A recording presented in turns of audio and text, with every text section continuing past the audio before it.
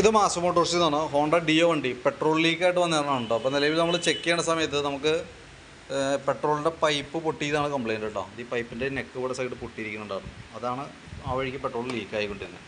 ഈ petrol leak കാണിക്കാൻ പല കാരണങ്ങളാണ്. ഒന്ന് നമുക്ക് ഈ പെട്രോൾ പൈപ്പിൻ്റെ കംപ്ലയിൻറ്റ് കൊണ്ട് വരും, പിന്നെ കാർബറേറ്ററിൻ്റെ പ്രശ്നം കൊണ്ടും വരാറുണ്ട് കേട്ടോ. ഇപ്പം നിലവിൽ നമ്മൾ കാർബറേറ്റർ അഴിക്കുക ഒന്നും ചെയ്തിട്ടൊന്നുമില്ല. ഇപ്പം നമ്മൾ ഇതഴിച്ച് നമ്മളതിൻ്റെ പെട്രോൾ പൈപ്പ് മാറ്റിയിട്ട് ഇടണം കേട്ടോ. അപ്പം നിലവിൽ വേറെ ഒന്നും ചെയ്തിട്ടില്ല.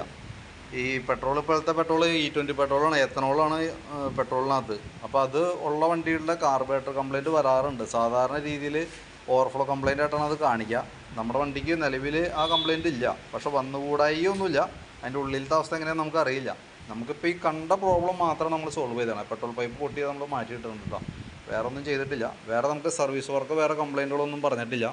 അപ്പോൾ ഈ പറഞ്ഞിരിക്കുന്ന വർക്കാണ് നമ്മൾ കംപ്ലീറ്റ് ചെയ്താണ്. അതിൻ്റെ എസ്റ്റിമേറ്റ് ഡീറ്റെയിൽസൊക്കെ വാട്സാപ്പിനകത്ത് കിട്ടേക്കാം. ഓക്കെ.